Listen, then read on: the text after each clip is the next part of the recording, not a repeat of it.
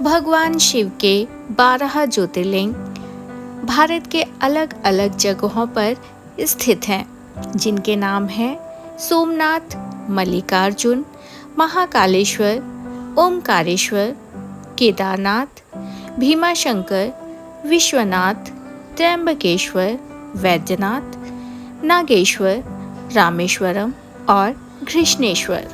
और आज मैं आपको भगवान शिव के 8वें ज्योतिर्लिंग के बारे में जानकारी दूंगी, जो कि महाराष्ट्र के त्र्यंबक गांव में त्र्यंबकेश्वर नाम से विख्यात हैं। आप सभी को मेरा नमस्कार। मेरा नाम है पूनम और आज मैं आई हूँ त्र्यंबकेश्वर भगवान जी के दर्शन करने, जो कि 12 ज्योतिर्लिंगों में से एक हैं। तो आप लोग भी चलिए मेरे साथ। पूरा त्र्यंबक गांव ही खूबसूरत है। खूबसूरत नज़ारे, चारों तरफ पहाड़। अगर आप बरसात के मौसम में आते हैं तो यहाँ की खूबसूरती और नज़ारों में चार चांद लग जाते हैं। चारों तरफ हरियाली, पहाड़ बहुत ही मन भावन होते हैं।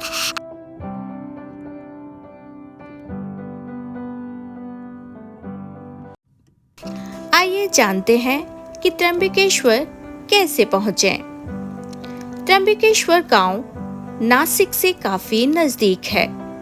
नासिक पूरे देश से रेल, सड़क और वायु मार्ग से जुड़ा हुआ है। आप नासिक पहुंचकर वहां से त्र्यंबक के लिए बस, ऑटो या टैक्सी ले सकते हैं। हमने इस सफर की शुरुआत हैदराबाद से कार द्वारा की। हैदराबाद से नासिक की दूरी करीब करीब 743 किलोमीटर है, यानी कि 743 किलोमीटर, जिसमें आपको लगभग 12 से 13 घंटे लग सकते हैं। सफर बहुत ही सुहाना था। हमने एक और स्टॉप लिया तुलजापुर में, जहां हमने चाय पी और आगे के सफर के लिए बढ़ गए। महाराष्ट्र के रोड थोड़े खराब हैं तो थोड़े अच्छे भी हैं, तो इन्हीं खराब और अच्छे रास्तों से होकर हम आगे बढ़ रहे थे। हम खाने के लिए एक ढाबे पर रुके, जिसमें खाना बहुत ही स्वादिष्ट था। इससे पहले हमने काफ़ी जगहों पर देखा था जहां केवल नाश्ता ही था, जिसमें वड़ा पाव और पकौड़े थे, लेकिन हमें तो खाना था। हमें काफ़ी ढूंढना पड़ा, लेकिन एक बढ़िया सा ढाबा मिल गया और हमने पेट भरकर खाना खाया और हम आगे के सफ़र के लिए बढ़ गए। अगर आप हैदराबाद से नासिक कार से आ रहे हैं तो कोशिश कीजिएगा सुबह जल्दी निकलने की। हमने करीब सुबह 10 बजे सफ़र की शुरुआत की थी, इसलिए बहुत रात हो गई थी। करीब 1 बज गए थे पहुंचते पहुंचते।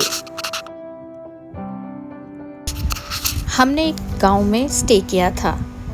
हमारे रिश्तेदार रहते हैं इस गांव में। छोटा सा गांव है। गांव का नाम है मूले गांव, जो कि नासिक से करीब 8 से 10 किलोमीटर की दूरी पर है।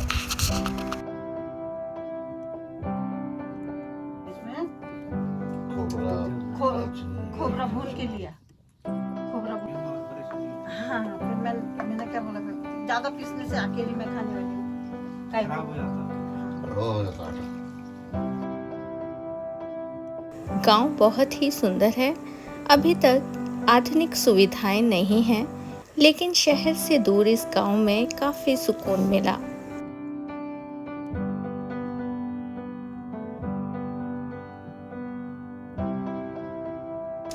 ये जो सामने पहाड़ देख रहे हैं आप, ये गांव से ही दिखता है। गांव के लोगों का मानना है कि पहाड़ के ऊपर जाने पर एक कुंड रहता है और कुंड का जो पानी है, उसका पानी पीने से पुरानी खांसी की बीमारी दूर हो जाती है।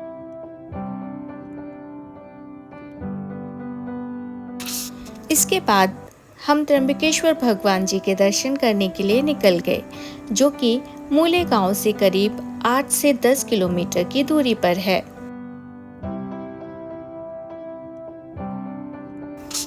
तो आइए जानते हैं त्र्यंबकेश्वर भगवान से जुड़ी एक कथा।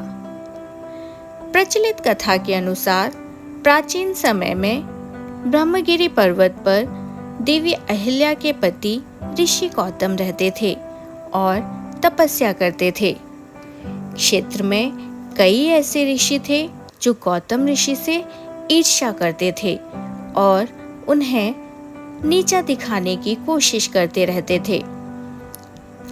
एक बार सभी ऋषियों ने गौतम ऋषि पर गौ हत्या का आरोप लगा दिया। सभी ने कहा कि इस हत्या के पाप के प्रायश्चित में देवी गंगा को यहाँ लेकर आना होगा। तब गौतम ऋषि ने शिवलिंग की स्थापना करके पूजा शुरू कर दी। ऋषि की भक्ति से प्रसन्न होकर शिवजी और माता पार्वती वहां प्रकट हुए। भगवान ने वरदान मांगने को कहा।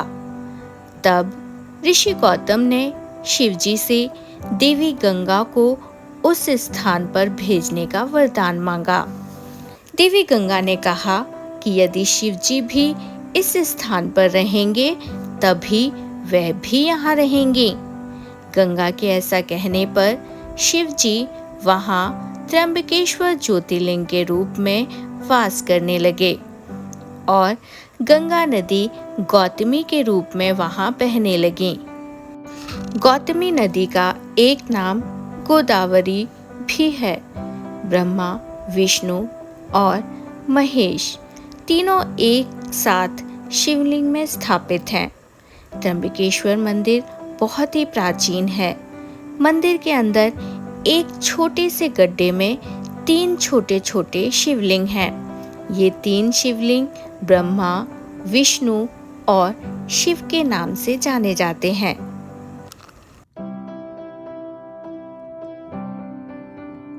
अगर आप धर्म दर्शन करना चाहते हैं तो करीब 2 से 3 घंटे लाइन में लग सकते हैं।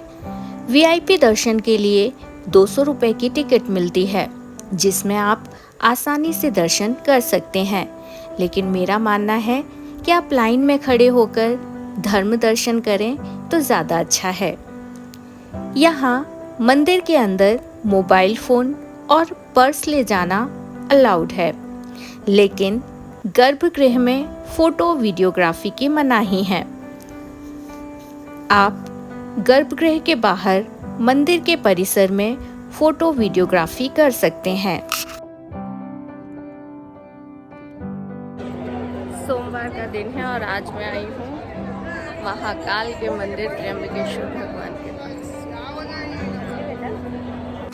मंदिर के बाहर ही एक छोटा सा तालाब है जिसमें बहुत सारी मछलियां हैं। आप उन्हें बन या पाव खिला सकते हैं।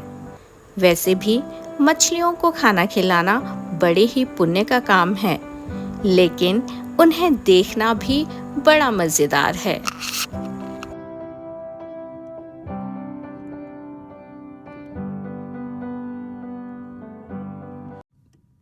त्र्यंबकेश्वर मंदिर में विभिन्न प्रकार की पूजाएं की जाती हैं, जैसे कि रुद्राभिषेक, नारायण नागबलि, काल सर्प शांति और त्रिपिंडी श्राद्ध। मंदिर के खुलने का समय सुबह 5:30 बजे से रात 9 बजे तक का है और यदि आप रुद्राभिषेक कराना चाहते हैं तो इसका समय है सुबह 7 बजे से 8:30 बजे तक। मूले गांव के नज़दीक ही बहुत सारे रिसोर्ट या कहें विलास हैं, जो कि यहाँ के शांत वातावरण में हमारी भागदौड़ भरी जिंदगी से थोड़ी राहत देते हैं और आपको यहाँ आकर बहुत ही सुकून मिलेगा। एक रिसोर्ट को हमने भी विजिट किया और हमें वहाँ काफ़ी अच्छा लगा। अगर आप इस विलास या रिसोर्ट में आकर रहना चाहते हैं तो मैंने इस रिसोर्ट की जानकारी डिस्क्रिप्शन बॉक्स में दे दी है। आप यहाँ एडवांस में बुकिंग भी करा सकते हैं। अगर आप यहाँ आते हैं तो करीब 3 से 4 दिन के लिए आइएगा और रिलैक्स कीजिएगा। आपका सारा स्ट्रेस छूमंतर हो जाएगा। त्र्यंबकेश्वर मंदिर जाने से पहले हमने यहाँ बजरंगबली जी के दर्शन किए। मंदिर में हनुमान जी की बहुत बड़ी मूर्ति है जो कि बहुत विशाल है। इस मंदिर की काफी मान्यता है। प्रसाद के रूप में यहाँ चमेली का तेल और सिंदूर चढ़ता है। आप इस मंदिर में आकर हनुमान जी के दर्शन कर सकते हैं।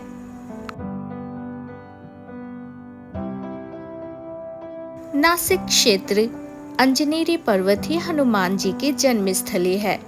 हम वहां पर भी दर्शन के लिए जाएंगे। अगले वीडियो में मैं आपको हनुमान जी की जन्मस्थली, कुशावर्त तीर्थ, पंचवटी आदि जगहों के दर्शन कराऊंगी। क्या आपको मालूम है 2027 में नासिक में कुंभ मेला लग रहा है? तो तैयार हो जाइए अभी से नासिक आने के लिए।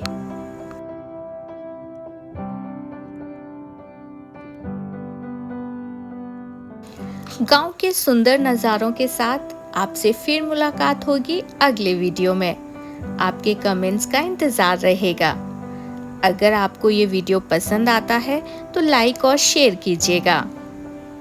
धन्यवाद।